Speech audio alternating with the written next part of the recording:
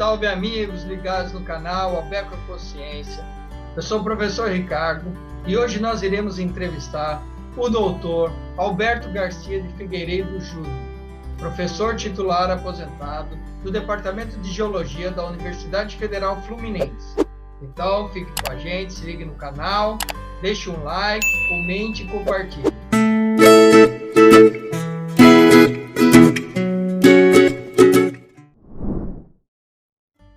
Salve amigos ligados no canal Abeco Consciência. Estamos de volta hoje com o professor Alberto Figueiredo. Tudo bem, professor? Olá, tudo bem, Ricardo? Graças a Deus, tudo certinho. Joia. Muito obrigado aí pelo convite.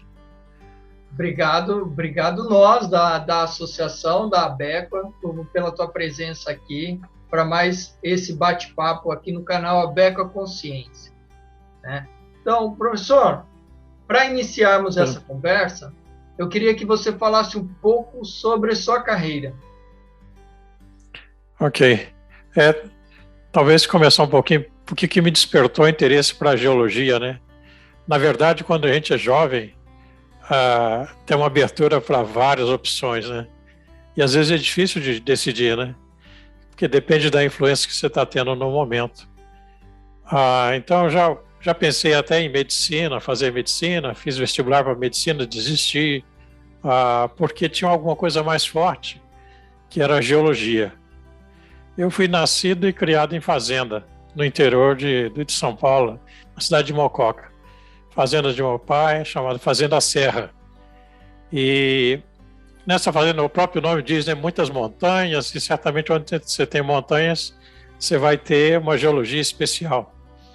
E desde pequeno, garotinho ainda, gostava muito de procurar cristais de quartzo e micas, né? Então nós sabíamos que tinha um local lá na fazenda que tinha, chamado de malacacheta na época, né? Mas eram folhas de mica. Isso então me despertou muito interesse pela geologia e realmente falei, essa é a opção, a geologia, né? Depois, dentro da geologia, vivido no interior, né? Mas sempre gostava de mar. E surgiu a oportunidade, então, de ir para a geologia marinha, que a gente pode depois detalhar um pouquinho mais sobre por que geologia marinha na época, na década de 69, 70, né? Quase que não se falava em geologia marinha. Tá certo, professor. Mas dentro dessa história, você acabou fazendo a graduação em geologia e depois fez o mestrado e doutorado. Aí eu só queria que você lembrasse um pouco dessa trajetória, do mestrado e do doutorado. Ok. Bom, a geologia eu fiz na UFRJ, né? Entre 68 e 72, focado na geologia marinha, né? O professor principal foi o professor Max Gorini, né? Mas tive contato também com o Jorge Palma e o professor Dieter, né? Durante o curso de geologia. O mestrado eu fui fazer em Porto Alegre, entre 72 e 75, lá com o professor Martins. Foi excelente. E também tive contato com bons professores, com o Jorge Alberto Vilvoc, e Renato Kausmann, também me ajudou muito no mestrado. E depois, doutorado, né? Passei um bom tempo no doutorado, fui para os Estados Unidos, com bolsa do CNPq, realmente foi muito importante. Fui para a Universidade de Colômbia, em Nova York, sob orientação do professor John N. Sanders, muito especialista em sedimentologia. E depois eu vi que minha área era mais geologia marinha do que geologia costeira ou só sedimentologia. Então, eu fui, a partir de um convite do Donald Swift, né, eu fui para a Universidade de Miami, onde eu tive a orientação do professor Harold Wallace, tive contato com o professor Ginsburg, também Robert Ginsburg, na área de carbonatos, né? Mas o orientador realmente formal, assim, orientador de fato, foi Donald Swift, especialista em dinâmica de sedimento, né? Dinâmica sedimentar, que até hoje é a minha área de atuação. E uma coisa que é importante dizer, complementando, Ricardo, é que o papel do CNPq, né? O CNPq teve uma função muito importante na minha vida. Desde bolsa de iniciação científica em 1970, como estudante ainda de segundo ano de geologia, até 2017. Quer dizer, ao longo desse tempo todo, tive bolsa CNPq, contato com o CNPq, agora já um pouquinho mais afastado, aposentado, ainda atuando, mas já não tenho bolsa. Então, papel importante, acho que vale a pena destacar o CNPq. Outro papel importante foi a DHN, a Marinha do Brasil, para colocar o pessoal dentro d'água. Então, os primórdios da geologia marinha no Brasil, na universidade, foi com o apoio da DHN, né, com os navios da Marinha, embarcando vários estudantes. E um dos primeiros embarques meu foi na costa lá do Amazonas, né, na Foz do Amazonas, em 1970, no navio Almirante Saldanha, né, que já não existe mais, né, já foi descomissionado. E outro fator importante ao longo da carreira, geologia marinha, participação no PGGM, né, que também tem um papel fundamental no apoio, na orientação, na divulgação da geologia marinha no Brasil. Então, eu participei como membro do LAGEMAR, no Laboratório de Geologia Marinha, no PGGM. Fui coordenador do PGGM de 93 a 97, junto com o professor Dieter. Então, mais ou menos uma geral sobre a formação e as influências, né? E depois posso detalhar um pouco mais. Legal, professor.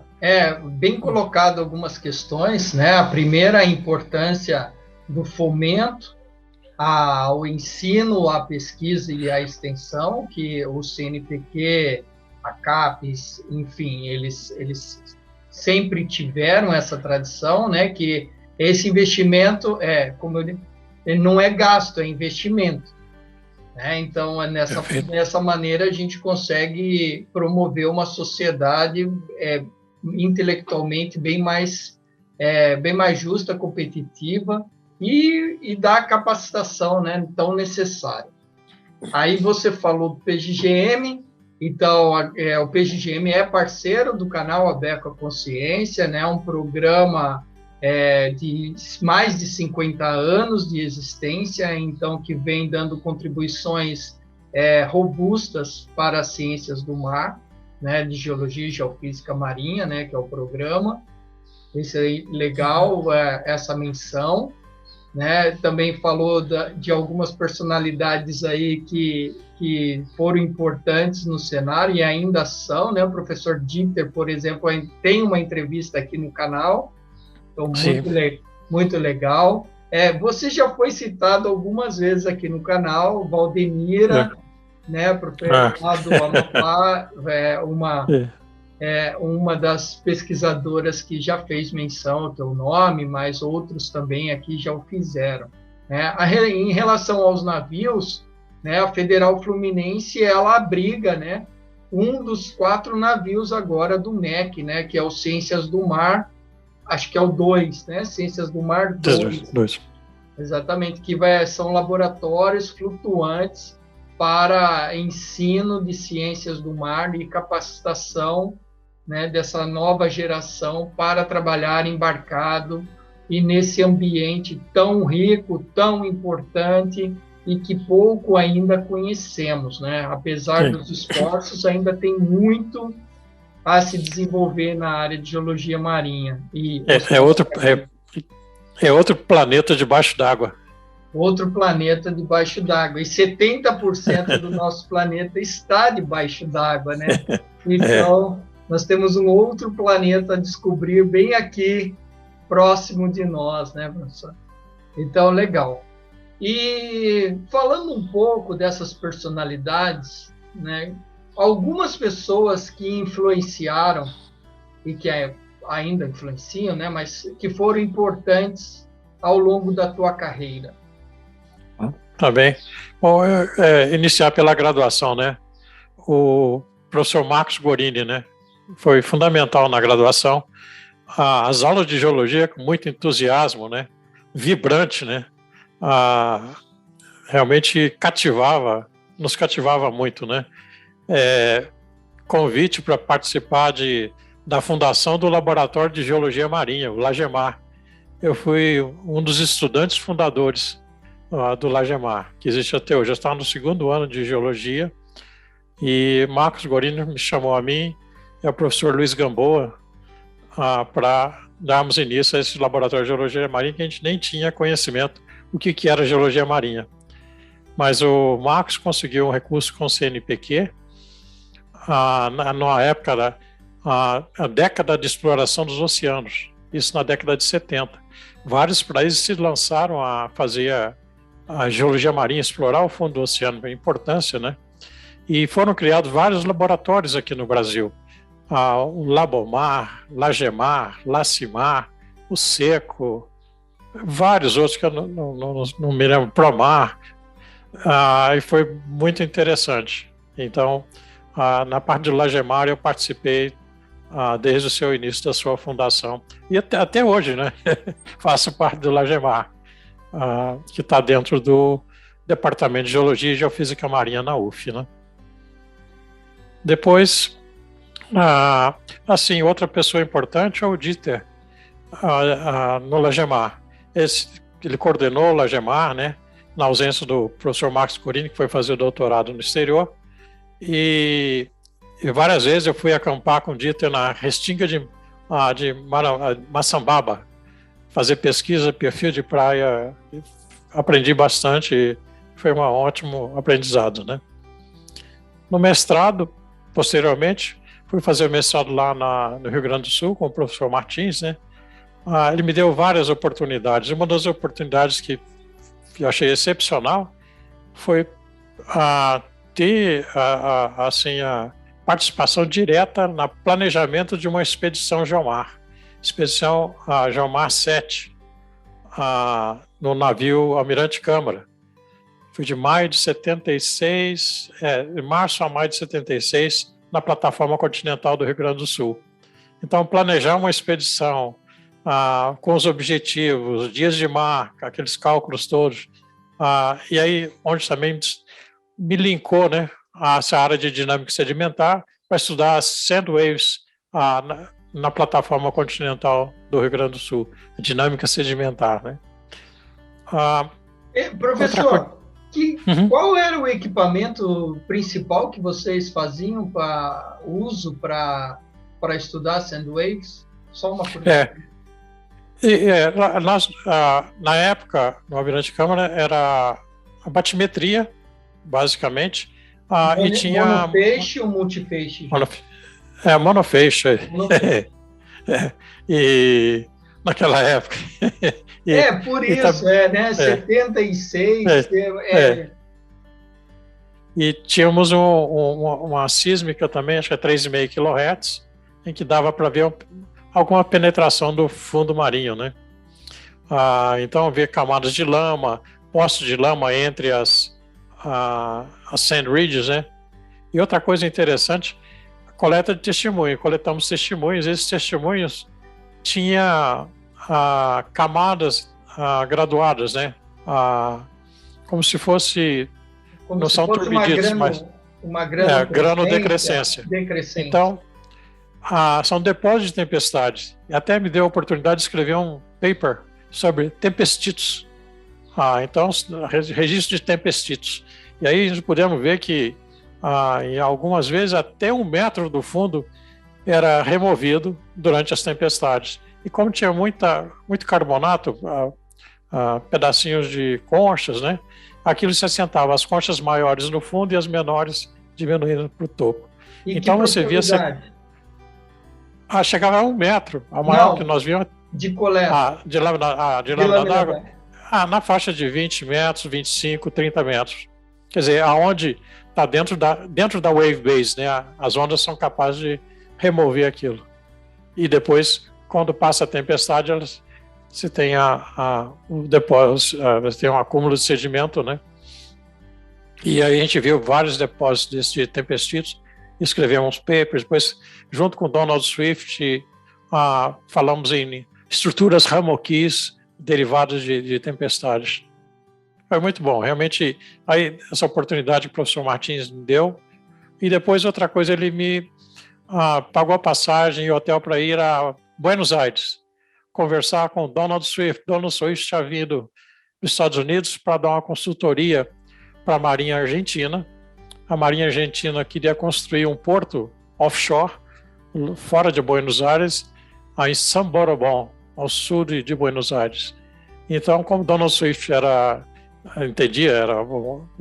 o mestre da dinâmica sedimentar, queriam saber se a construção de um porto offshore, como é que ia o comportamento das sand waves, das sand ridges no porto, como é que eles afetaria, né? Então, o professor Martins permitiu que eu fosse a Buenos Aires e encontrar com Donald Swift. Aí foi bem interessante, porque cheguei, ele não sabia que eu ia visitá-lo. E quando eu cheguei na Marinha lá da Argentina, falei, eu queria conversar com o professor Swift. Ele está muito ocupado. Quem entra dentro da sala agora lá é só a secretária. Toda vez que a secretária sai, ela já sai com um paper pronto. E ele já saiu 4 vezes, então 4 papers. Então, Donald Swift é extremamente produtivo, criativo. E, bom, convidamos Donald Swift para vir a Porto Alegre. E ele aceitou. Era um fim de semana, sábado e domingo. E ele veio a Porto Alegre, sábado e domingo, visitar o Seco. Conversamos sobre Sand Ridges. Isso me animou muito. Projeção para o futuro, né, para fazer o doutorado.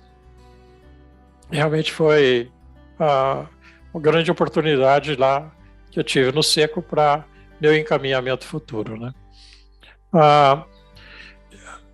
Depois, assim, eu tenho que lembrar também que no mestrado eu comecei a dar aula na FURG, durante o meu mestrado.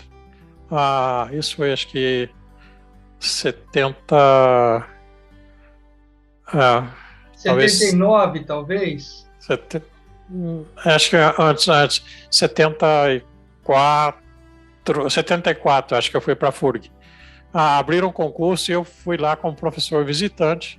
Meu primeiro aluno, professor Lauro Cagliari. Primeiro aluno Começou de bem, iniciação. hein, professor? Começou bem, hein? Muito bem. Professor de iniciação científica, ou melhor, aluno de iniciação científica. Fantástico, Lauro, super, até hoje, é um expoente aí, dinâmico, muito bom. Também o Gilberto Grip foi meu aluno também lá, vários que passaram por lá, hoje são professores, né? Então, e o plano depois para o doutorado, né? Pessoas que me influenciaram muito, né? John Sanders, né, na Universidade de Columbia, em Nova York, várias viagens de campo, me permitiu fazer estágio numa empresa de sondagem em Nova Jersey e aprendi a coletar Vibracores e amostragem de fundo, publicação de artigos conjuntos, né? E depois, também no doutorado, o Donald Swift, né? O Donald Swift, ele era pesquisador na NOAA, no AOML, Atlantic Oceanographic Marine Laboratories, em Miami. Então, eu fui para Miami, mudei da Colômbia, Nova York, para Miami, para ficar na NOAA, esse laboratório de oceanográfico de geologia marinha, né? Junto da Universidade de Miami, é só atravessar a rua,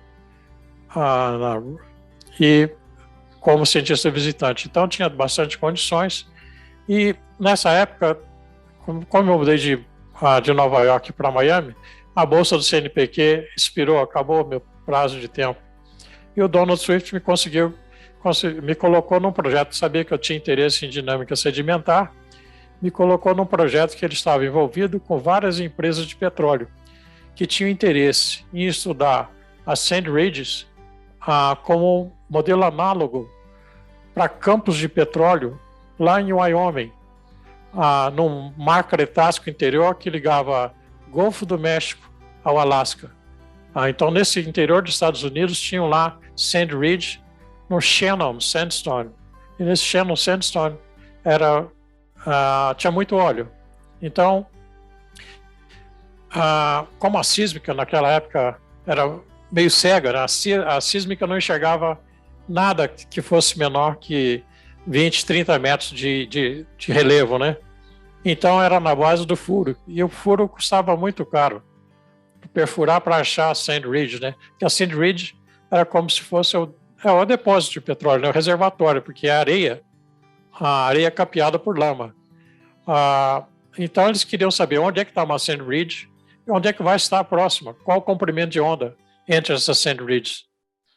E então utilizaram. Aí o meu doutorado foi na Sand Ridge de Nova Jersey, no moderno, né, no recente, utilizado como modelo para essa Sand Ridge do Cretáceo, que estava a 3 quilômetros de profundidade da superfície lá em Wyoming, né? Realmente ele foi muito importante. Eram várias empresas que eu convivi, várias empresas de exploração de petróleo. Então, depois, outra da minha formação que foi importante passagem na UF, né, como em posições administrativas, na UF, desde o seu início, do Lagemar até 84, quando eu voltei do doutorado, né, estive na UF até o presente. Participei do CNPq também, que foi excelente, junto com o professor Tundizi. Esse foi uma das coisas mais fantásticas que eu já participei. A cabeça do professor Tundizi: precisamos formar oceanógrafos, precisamos formar 90 PhDs no exterior, nas melhores universidades. E então, o professor Tundizi,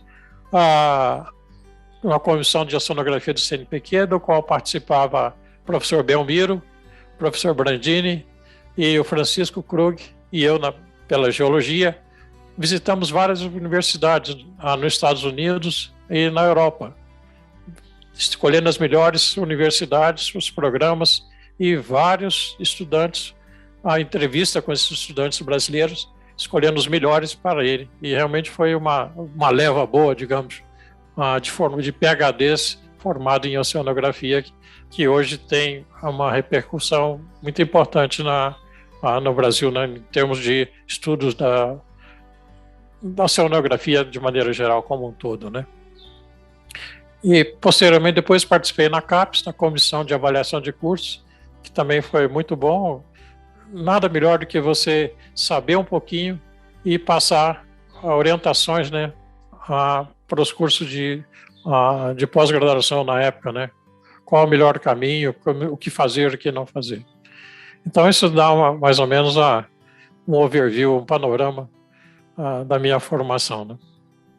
Bacana, bacana, professor. É legal você lembrar da Geomar, né? Que já foi colocada aqui, o professor Martins, dinâmico como ele era, né? Vocês conheceram ele mais proximamente, eu não tive esse privilégio, mas o professor Irã Correia, lá do Seco, foi teu colega, ele também descreve bastante essa vontade e esse impulsionamento que o professor Martins dava aos alunos, né? Então, o professor Lauro Cagliari, seu bolsista de iniciação científica, ele tem uma entrevista aqui no canal. Então, mas seu colega, nosso, né, que, enfim, hoje ele não está mais presente, mas ele é um nome de um monte submarino, foi seu aluno também, o professor Grip. Então, uma homenagem muito justa aí do PGGM, um esforço, né, para que fique eternizado aí o nome do Lobo do Mar, como ele era conhecido eventualmente lá no navio oceanográfico Atlântico Sul. Então, e essas parcerias, né, todo esse esforço que você desenvolveu ao longo desses anos, né, junto com a DHN, iniciando Sim. muitos trabalhos de geofísica, que você até fala, né, que a DHN foi fundamental, a Marinha do Brasil é fundamental até hoje para nos levar até o mar, né, na grande maioria. A Isabel, capitã de mar e guerra, tua orientanda de doutorado, ela tem uma entrevista aqui no canal, né, então ela conta um pouco da história da importância da Marinha do Brasil e da DHN na prestação de serviços oceanográficos, meteorológicos e para a sociedade de desenvolvimento aí dessa nossa zona econômica exclusiva da Amazônia Azul. Né? Perfeito, ótimo. Muita história, professor, muita história. Tá super legal esse bate-papo. Né? Então, hoje em dia, quais são as suas principais áreas de atuação? Bom, eu estou aposentado já há 3 anos, mas continuo na universidade, na UF, né? No programa de pós-graduação em Dinâmica dos Oceanos e da Terra. É um programa super interessante, em que faz um mesclado de geologia, geofísica, geografia, biologia. E os alunos têm a liberdade de circular entre as disciplinas de interesse, né? Então, lá eu menciono uma disciplina que chama-se a Dinâmica Sedimentar dos Oceanos, da origem até a bacia, onde eu conto a história desde a formação de desagregação da rocha e o caminho do sedimento até a bacia, até o oceano, onde é depositado. Então, conta essas histórias que pode ser aplicação para petróleo, para poluentes, várias aplicações. Outra coisa que é importante, que eu tenho orgulho e gosto, orientação de alunos. Isso é realmente uma coisa fantástica, a gente aprende muito, porque é muito variado, né? Até tem que lembrar aqui Valdenira, né?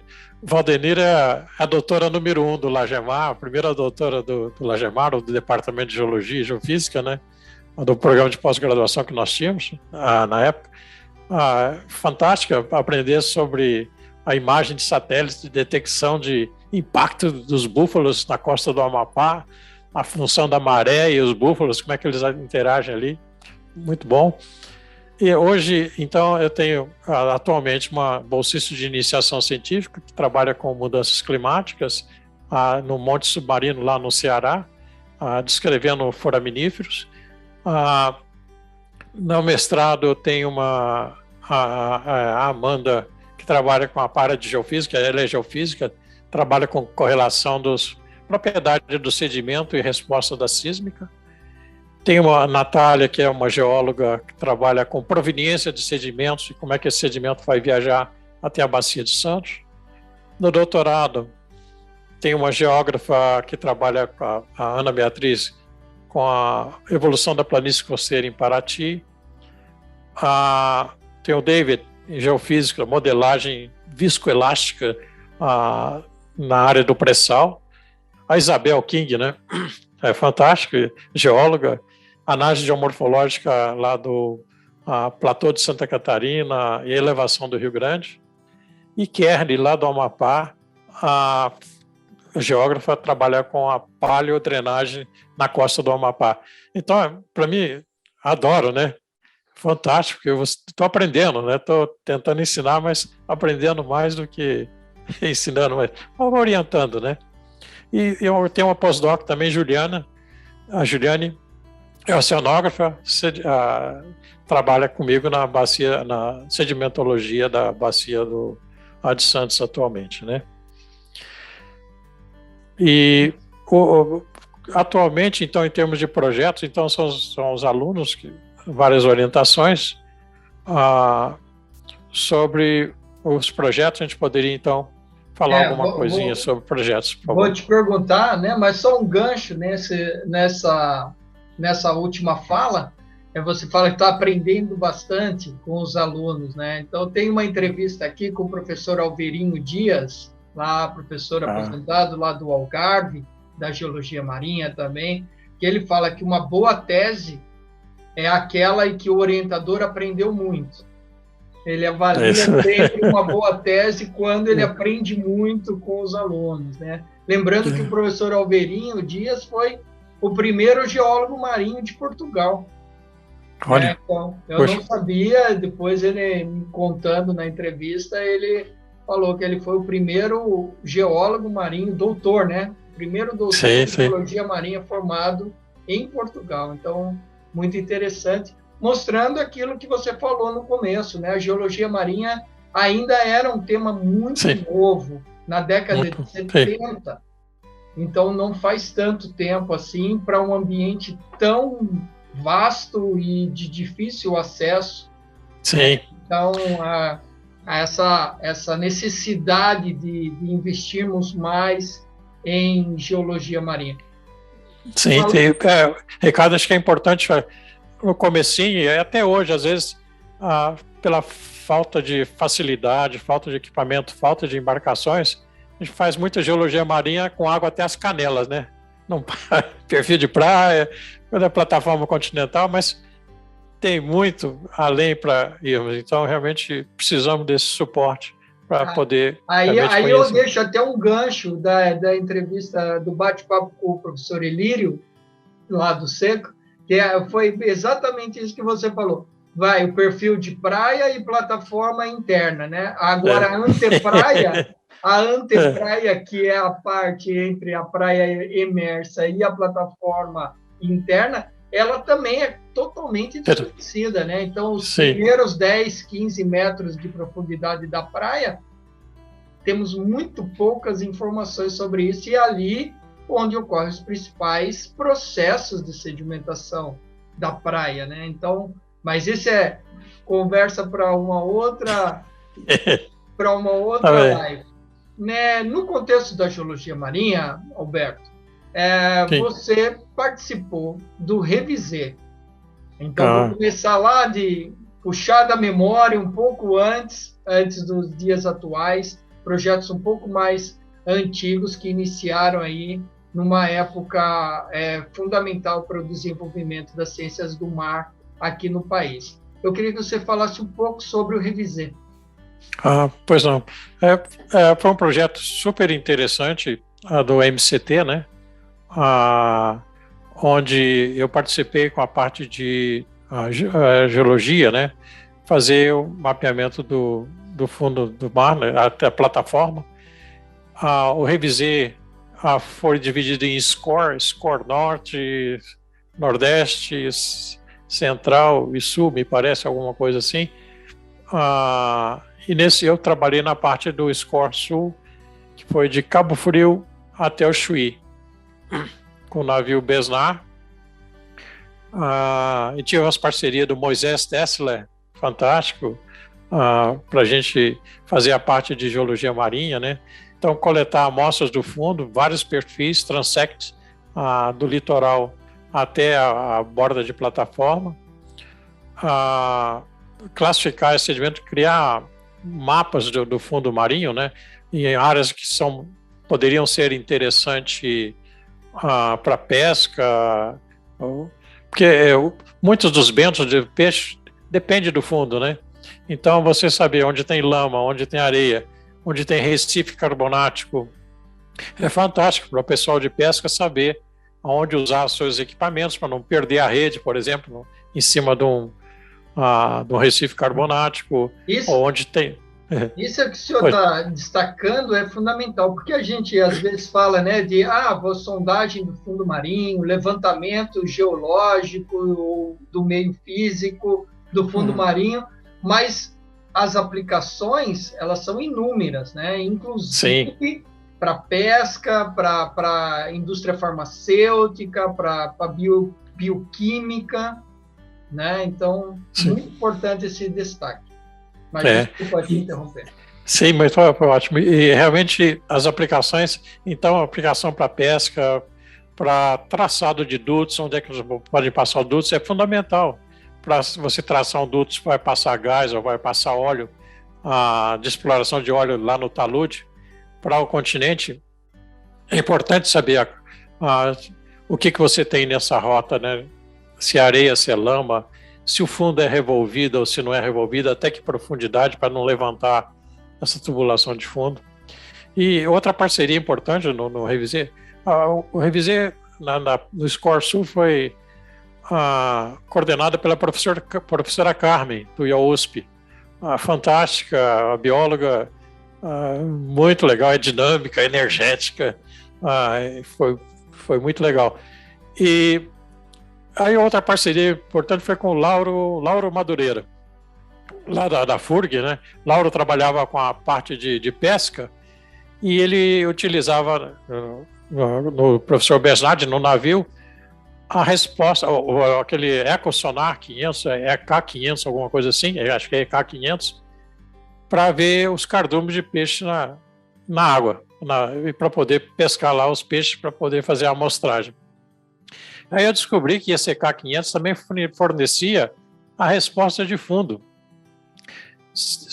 com a resposta em decibéis, se era muito alta, muito baixa. Eu fiz um mapa super interessante da resposta do fundo por decibéis, ligado se era areia, se era carbonato ou se era lama. Então, como o navio transitava de um lado para outro, aí nós tínhamos amostras pontuais, a gente pôde fazer um mapa de resposta de fundo em decibéis, que é fantástico, para você saber a continuidade lateral daquela face sedimentar, não só baseada no ponto amostral, mas pelo caráter de eco de fundo. Importante também para a defesa, para navegação de submarino, detecção de alvos, então tem essa aplicação também. Realmente foi um projeto muito importante, eu revisei, do qual tenho orgulho de ter participado. Então a gente já falou um pouquinho da Geomar, né, que agora eu revisei, mas tem muitos... O senhor está envolvido em vários outros projetos, né? Então, alguns projetos fundamentais no desenvolvimento das ciências do mar, como eu já havia falado, e outros projetos fundamentais na formação de recursos humanos, né? Então, isso é importante. Também não adianta termos equipamentos e não termos pessoas capacitadas para operá-los, né? O professor tem uma iniciativa que iniciou em 2004, através do PROINFRA, né, que é o Laboratório de Petrofísica. Para que serve um laboratório de petrofísica? Quando essa iniciativa foi concebida, criado, o projeto foi submetido para o MCT, né, qual era a ideia de criar um laboratório de petrofísica? E depois, obviamente, como que essa história, como esse laboratório está. Ok. Esse laboratório de petrofísica que a gente criou na UF, realmente foi um incentivo, que é uma das coisas que a gente descobriu que é importante, que com a petrofísica, por exemplo, aplicada a testemunhos, vamos focar no caso de testemunhos. Quando você tem um testemunho, antes de abrir o testemunho, você pode perfilar ele naquele Core Logger, o Multisensor Core Logger da Geotech, que é uma empresa, e você faz várias medidas, sem destruir o testemunho, antes de abri-lo. Então você pode fazer medidas de densidade do sedimento, velocidade da onda P, eletroresistividade, suscetibilidade magnética no testemunho. Isso então te dá a variação centímetro a centímetro, o que você tem no testemunho. Então, assim que você abre o testemunho, você já pode ficar de olho onde é que tem as grandes variações, que às vezes no olho nu você não consegue enxergar, mas a petrofísica te dá essa orientação. Então, ali você tem um guia. Esse seria o processo de impedância acústica. Impedância acústica, isso. Você pode, como você tem a velocidade da onda P centímetro a centímetro, você pode criar um sismograma sintético. E esse sismograma sintético você pode relacionar com o sismograma do navio. Quando você vê um refletor na sísmica rasa no caso, né? Você tem um refletor na sísmica rasa, você pode detectar onde é que ele está no testemunho. Então você tem dois sismogramas, o do navio e do equipamento, no testemunho, né? Direto no testemunho. Isso então te abre várias possibilidades, né, de aplicação. Então, a aplicação em geotecnia, principalmente. o petrofísico é fundamental. E para orientação mesmo aonde amostrar, no testemunho, você tirar suas amostras de granulometria ou para fazer outras análises, ter essas análises não destrutivas, né? Como no laboratório de petrofísica. E tem vários outros, né? Tipos de análise que você pode fazer dentro de um laboratório de petrofísica. No momento, infelizmente, isso é uma das coisas que acontece no Brasil. Você tem esse equipamento de perfilação de testemunho, que é o Core Logger, foram, acho que 16 ou 18 anos para conseguir comprar esse equipamento. Primeiro tive a oportunidade de comprar, via um projeto com a Petrobras, mas infelizmente por problemas de falta de visão das pessoas que estavam lá, de que colocando esse equipamento na universidade, você cria um processo de disseminação do conhecimento e própria formação do pessoal que iria trabalhar na empresa. Mas foi negado, não conseguimos comprar esse equipamento. 16 anos depois, pela UFA, um projeto da FINEP, conseguimos comprar e até hoje a empresa que negou não tem o equipamento. Então essa falta de visão, pelo menos na época lá atrás. Hoje já está bem melhor, já a participação da universidade nas empresas, Petrobras principalmente, muito incentivo, muita abertura para isso. Mas na época... Bom, mas esse equipamento hoje, o que eu queria dizer que também teve um problema de falta de manutenção, recursos para manutenção do equipamento. Hoje o equipamento tem alguns sensores que estão quebrados e nós não temos recurso para isso, para poder consertar, porque são muito caros, o dólar extremamente alto e o equipamento praticamente parado por falta de recurso para manutenção. Esse, então, é um dos grandes problemas. E a gente vê vários equipamentos em várias universidades, fácil de comprar, mas manutenção complicada. E principalmente outra coisa, a universidade não pode, é difícil fazer prestação de serviço na universidade. A gente poderia fazer prestação de serviço para manutenção dos equipamentos. E isso hoje a universidade está melhorando, mas é muito difícil, muito difícil. E poderia realmente estar melhor nesse sentido. Me desculpe aí o desabafo, mas realmente meu sentimento sobre essa questão de equipamentos, falta de manutenção e dificuldade de prestação de serviço para a manutenção dos equipamentos.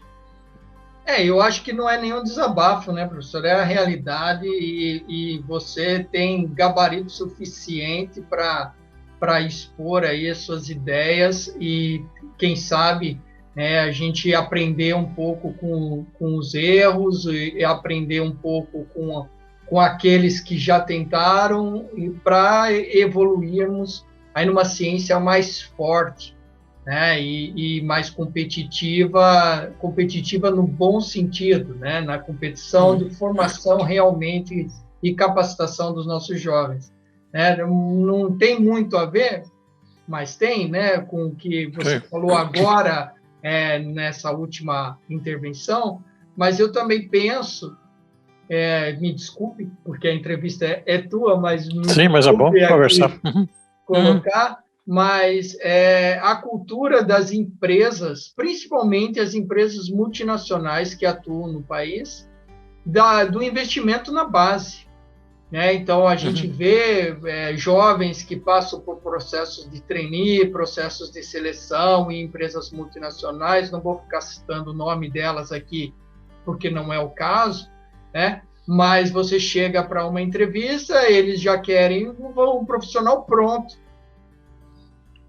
Já quero profissional pronto, proeficiente em inglês, proeficiência em alemão, em holandês, em francês, quer dizer, mas elas não vêm para cá e investem na base. E a gente sabe que em outros países, como Holanda, como Alemanha, eles investem na base e depois eles escolhem quando os profissionais saem da universidade. Aqui não, aqui elas chegam, querem já pegar os melhores, os mais prontos, só que para você chegar nesse nível de capacitação, custa caro.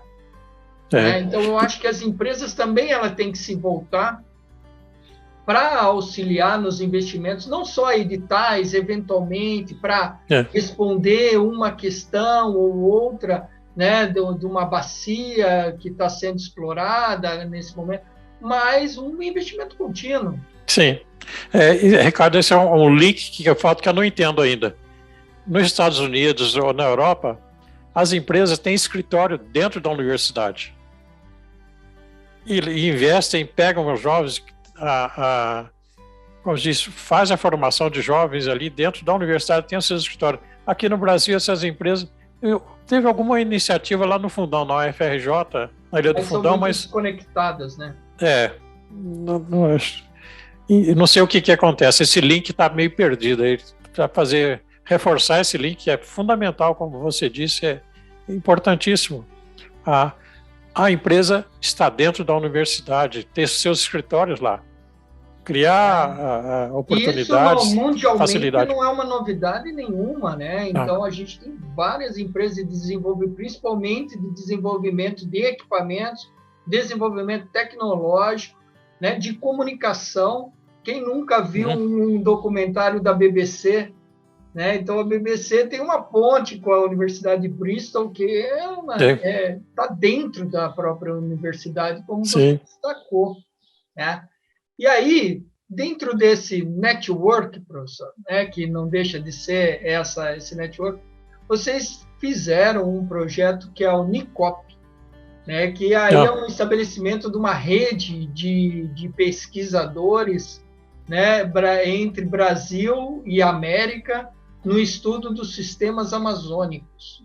Como foi essa ideia e como que vocês desenvolveram um pouco desse trabalho?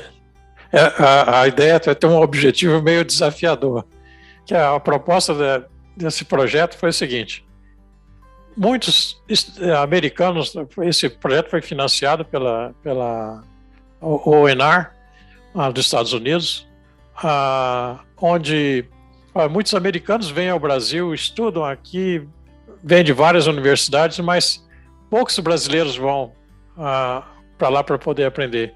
Então, queremos um projeto que financie a ida de brasileiro para lá, para ir para as universidades americanas. E foi isso que nós... então, um projeto pequeno, de curta duração, mas para poder levantar essas universidades que vinham aqui. Nós queremos saber o que vocês fazem com os nossos dados, quais oportunidades de brasileiros irem para aí. Então, nós fomos uma visita a 3 ou 4 universidades nos Estados Unidos.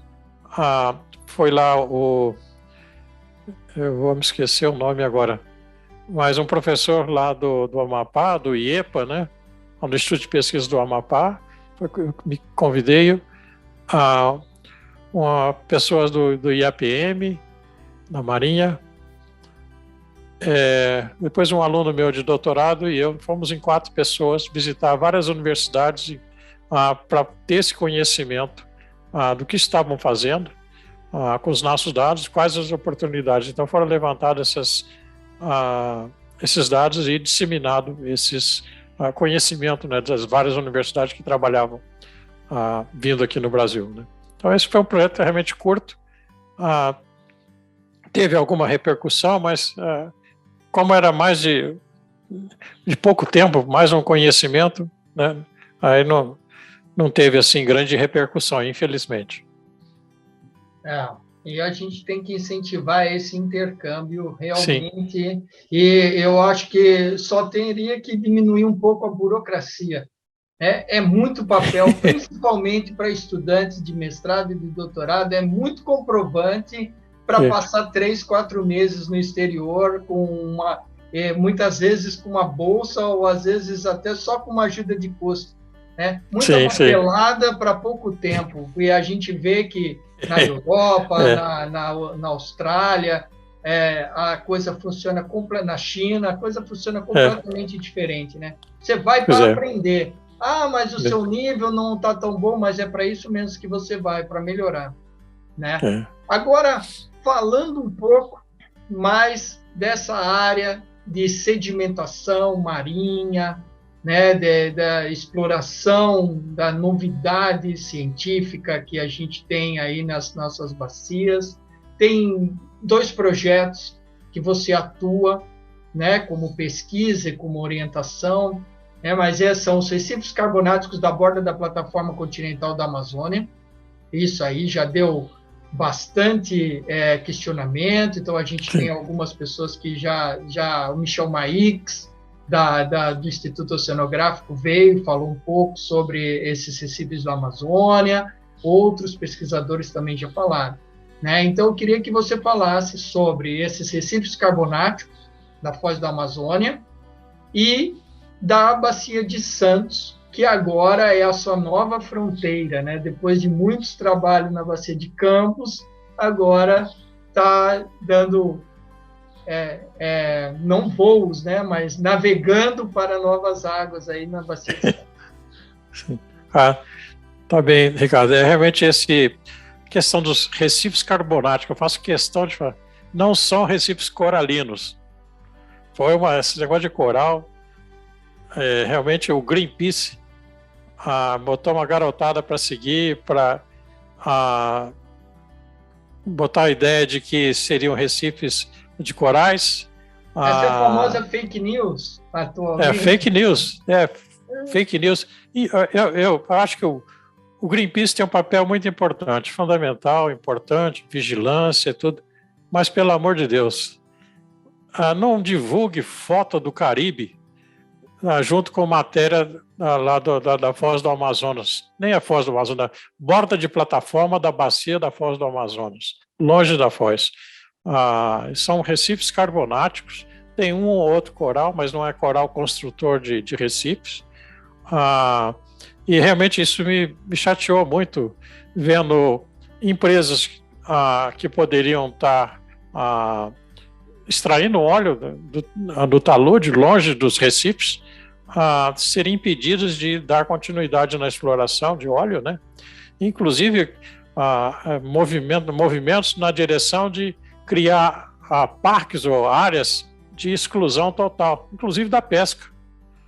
Quer dizer, pesca de lagosta ou pesca de qualquer outra espécie nessa região. Então, calma lá, vamos ponderar as coisas, fazer essa avaliação custos e benefícios, né? Valoração da pesca, valoração da preservação, valoração de preservação do ambiente, valoração do desenvolvimento da área com exploração de óleo, o que seja. Então, isso realmente me sensibilizou muito e eu fui a fundo nessa história. Professor, só uma intervenção rápida, né? Então, aí retorna aquela importância do mapeamento do fundo marinho, né, em termos de geohabitats, né, que você falou, né, no começo, das areias, das lamas, onde está o carbonato, justamente porque a gestão, os tomadores de decisão, muitas vezes é uma gestão política, né? Mas não ela tem que ser política, mas não politicagem. Né? Então, com política no sentido de ouvir a sociedade e delimitar áreas com base científica, de conhecimento. Correto. Se você não tem esse conhecimento, como você vai delimitar essa base, né? E aí o conhecimento parte desse tipo de atitude que você está tendo, né? Desse tipo de projeto. Desculpa, foi só uma... mas está bem, está ótimo, Ricardo. Que realmente é fundamental esse conhecimento, mapeamento e incentivo para que sejam feitas pesquisas, né? Se tem a preocupação com vazamento de óleo, se houver, caso ocorra, qual a direção desse óleo? Para onde será levado? Ou qualquer outra forma que a exploração de óleo possa trazer para a região. Ou a pesca da lagosta, ou a pesca de pargo, né, por exemplo, naqueles recifes carbonáticos, que tem muita pesca lá, impedir isso não faz sentido. Então, realmente é fundamental esse estudo mais aprofundado, né? Até atualmente eu participo de uma rede chamada Rede Amazônia Azul, que é uma rede que envolve pesquisadores lá da Universidade do Maranhão, até o professor Allan Kardec, que até já foi, participou da ANP, né, foi um dos diretores da ANP, tem o olhar para a preservação do meio ambiente, mas tem pessoas ligadas à exploração de óleo, né, as empresas de petróleo, e a conclusão que a gente chega realmente é falta de estudos, que às vezes a falta de estudos não dá embasamento para o nosso órgão ambiental, o IBAMA, né, tomar suas decisões. O IBAMA tem a responsabilidade, né, sobre as decisões, então é fundamental, mas eles só podem decidir se tiver estudos que possam dar embasamento para não termos segurança de extração de óleo nessa região, que é fundamental. Para esse norte do Brasil, precisa ser desenvolvido, tem muita gente, e a indústria de petróleo, no caso, trará muito benefício para essa região, de desenvolvimento social para essa região. E a Bacia de Santos? Ok, então para ir para algo mais ameno, uma das coisas fantásticas que realmente eu estou participando e adoro, gosto, com meus alunos, né? É sempre, os meus projetos têm que ter alguma dissertação, tese envolvida para poder aproveitar a oportunidade de coleta de dados e ir a fundo além do que o projeto pede, né? Então esse projeto da Bacia de Santos é um projeto, a abreviação é PCRBS, que é um projeto de caracterização ambiental, no caso a Bacia de Santos, né? Eu participei também da Bacia de Campos, agora estamos na Bacia de Santos, fazendo a parte de geologia. Então, é um contrato da Petrobras, que contratou várias universidades. Uma das universidades é o IAUSP, né? E o IAUSP me contratou para fazer a parte de geologia. Lá no IAUSP fazem a parte de biologia, várias universidades são, acredito que, não sei quantas, mas deve ser umas 10, 12 universidades, mas são 270 pesquisadores, que vai desde DNA da bactéria até granulometria do sedimento. A parte de meteorologia, pessoal do INPE, oceanografia física, pessoal do IAUSP, né? Bom, e a gente faz a parte do fundo, caracterização do sedimento, para que o pessoal de biologia, de bentos, né, saibam em que ambiente está vivendo lá o bentos, em cima do sedimento ou dentro do sedimento. A granulometria do sedimento tem muita influência, né? Porque tem porosidade, permeabilidade, oxigenação, onde o bichinho vive ali, né? Então, a gente faz a granulometria e o teor de carbonato em vários perfis, que vão desde lá de Cabo Frio até Florianópolis, saindo de 20 metros de profundidade até 2.400 metros de profundidade. São 10 estações, várias isóbatas, né? Sempre na mesma isóbatas, de Florianópolis até Cabo Frio. Então, com isso, a gente tem assim, a amostra de fundo é coletada com a box core, né? Que traz um bloco de sedimento, e nós, da geologia, utilizamos um testemunho para ver a questão de acúmulo de sedimento ao longo do tempo, e também analisamos a 0 a 2 centímetros, de 2 a 10 centímetros, a granulometria e teor de carbonato, e a gente fornece esses dados para o pessoal pessoal de bentos ou o pessoal que trabalha com ondas, né, com dinâmica de sedimento nas praias. Eles têm interesse em saber a granulometria. E outra coisa importante que nós fizemos também é a batimetria, principalmente da plataforma continental, que o nosso foco também, em termos de batimetria, é a plataforma continental. Então, utilizamos dados lá das folhas de bordo da DHN, que há muitos anos a gente já vem digitalizando essas folhas de bordo, e a gente tem, então, toda a morfologia da plataforma continental. Isso ajuda bastante a entender onde estão os carbonatos, porque o carbonato tem um fundo todo irregular, enquanto que o fundo lamoso é bem plano, ou o fundo arenoso tem as suas ondulações. Então, a batimetria nos ajuda bastante nessa orientação de mapeamento do fundo marinho, né? E realmente a gente tem aqueles depósitos de conchas, né, dos bioclastos mais acentuado na isóbata de 60, professor? Isso era uma questão, o pessoal falava depósito de bioclástico, principalmente na plataforma lá do Rio Grande do Sul, né? Que tem mais essas depósitos de bioclástico. Mágica. A profundidade mágica de estabilização do nível do mar. Isso é uma história que o pessoal fala, estabilização do nível do mar. Uma das coisas que é importante considerar, o pessoal vê na batimetria, vê esses pequenos degraus, né? Mas, na verdade, se você for olhar em detalhe, nesses degraus, você tem beach rocks, que são antigas linhas de praia que foram solidificadas por precipitação de carbonato de cálcio. Então, você tem lá a beach rock preservada, o nível do mar vem subindo, a hora que ele chega ali, é muito difícil de romper aqui, ele passa por cima e cria esse degrau. Então, atrás dessas beach rocks, é um embasamento mais duro, né? Para ser...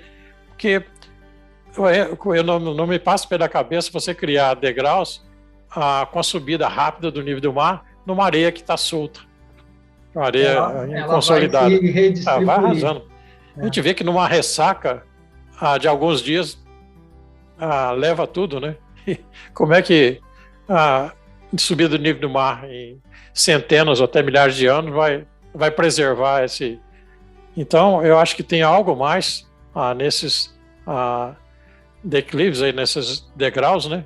Que seriam as beach rocks. E até, isso já comprovado aqui na bacia de Santos, aqui em frente ao Rio de Janeiro, onde eu tinha lá esse degrau, e atrás tem depósito de lagunar. Você tem a barreira e atrás você tinha um depósito lagunar, com testemunho a gente viu. Certo, na bacia de Campos, né? Bacia de Santos. Tá sul de Cabo Frio. Tá. Professor, como que você vê, de maneira geral, os trabalhos que você e seu grupo vêm realizando em termos de importância para a sociedade? Isso todo o trabalho que a gente fazendo pesquisas, mas às vezes é difícil de a sociedade assimilar ou traduzir para a sociedade.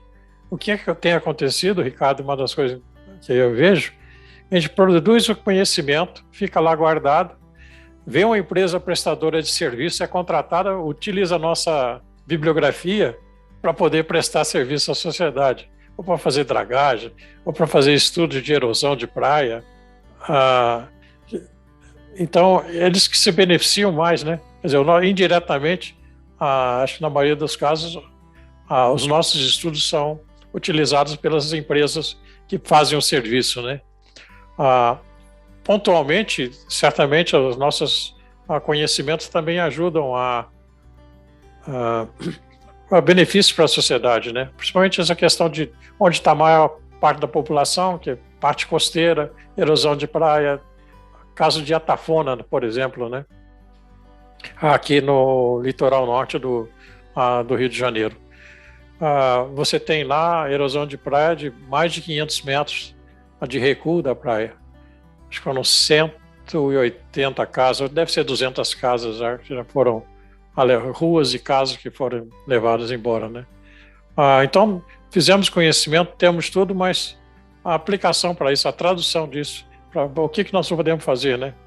Qual a região, mas não tem continuidade, não tem efeito, né?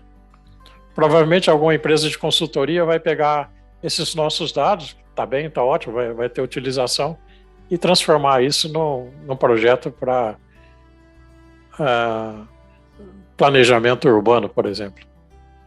Esse me lembra um trecho da entrevista com o professor Rodolfo Angulo, quando o Rodolfo fala das pesquisas que criaram o raio laser.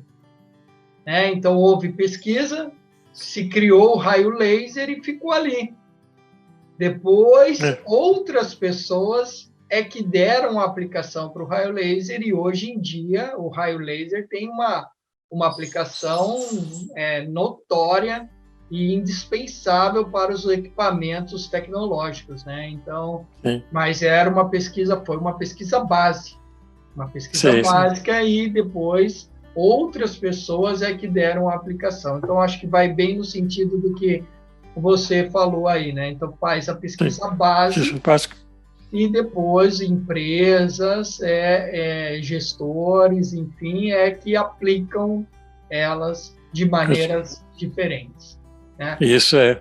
Quer dizer, indiretamente o nosso conhecimento vai à sociedade, mas poucas vezes é direto nós e a sociedade, né? O cientista e a sociedade. Alberto, nossa conversa aqui está muito boa, né? Eu tenho que te agradecer novamente pela entrevista no canal Abeco Consciência, agradecer também as pessoas que estão nos assistindo, né? Deixe um like na entrevista, é importante para ajudar o canal a atingir mais pessoas no YouTube, que é a plataforma que a gente está utilizando, né? O canal é gratuito, né? Então se inscrevam, comente e compartilhem.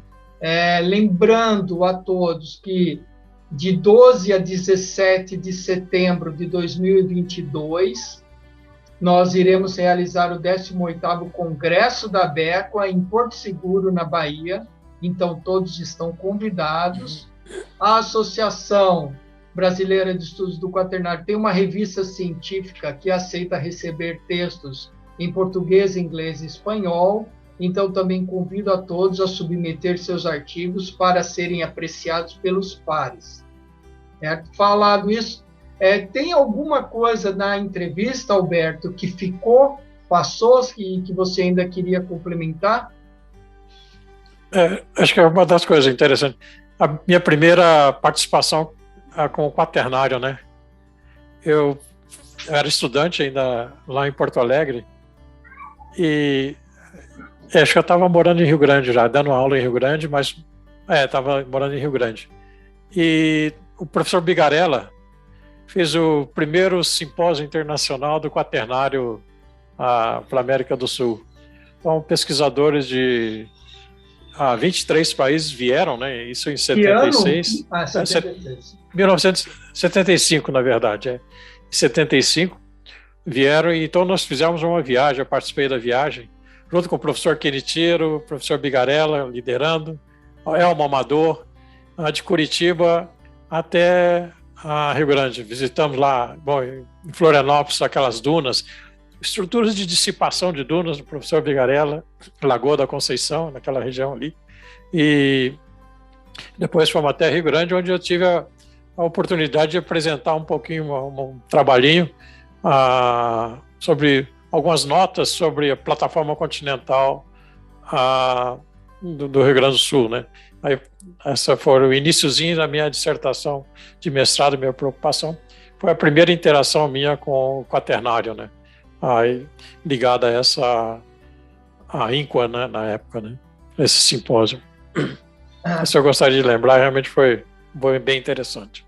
Então, Alberto, chegando agora na fase final da nossa entrevista, qual é a importância da Abecoa para você e da década dos oceanos? Bom, uma das coisas que acho que a Abecoa é fundamental, em termos de geologia, falando da área de geologia, a Abecoa está mais próximo da sociedade do que qualquer outra sociedade que trabalhe com geologia. Porque a Abecoa trabalha com tempo recente agora, né? Então ela está muito próximo da sociedade. E esse é o papel importante que a Abecoa tem, de estar mais próximo e poder prestar serviços, né, esclarecimentos à população. Isso é realmente fundamental. A existência da Abecoa, os seus associados e as pesquisas relacionadas ao quaternário, né? Quanto a essa década de exploração dos oceanos, a próxima, eu participei lá atrás, na década de 70, da Ocean Decade of Ocean Exploration. Inclusive, com bolsa do CNPq, participei de um embarque lá na costa africana, um navio americano, naquela década de exploração do oceano, e a criação daqueles laboratórios no Brasil e tal, Lagemar, Lacimar e todos, mas atualmente, nessa década, que acho que é uma iniciativa importante para reavivar esse interesse e descoberta de coisas nos oceanos. Como você mencionou, 70% do nosso planeta é água, então descobrir o que está debaixo d'água, né? Tem muita coisa interessante, aplicações diversas, fundamentais, e então realmente é importante essa iniciativa na década de exploração do oceano, e temos que participar, e realmente estou contente de ter sido revivida essa questão de uma década de exploração dos oceanos. E para finalizarmos, Alberto, deixe uma mensagem final. Bom, queria realmente agradecer a você, Ricardo, pela iniciativa, dentro da ABECPA, né, que é muito importante, e foi agradecido também de poder falar um pouquinho da história da geologia marinha ao longo dos tempos, né, e incentivar, que puder incentivar os estudantes, dar força para eles, vamos o céu é o limite, né? Criem oportunidades. Não enxergue também só a geologia, só a oceanografia, só química, só física. Abra sua mente. Tudo é importante. Tudo correlacionar todos os fatos é fundamental para a pesquisa. Ser criativo, né? E realmente dar asa à imaginação e correr atrás. E desejo boa sorte a todos. Tá certo. Então, seguimos em frente, que a vida não espera. Tchau. Até mais.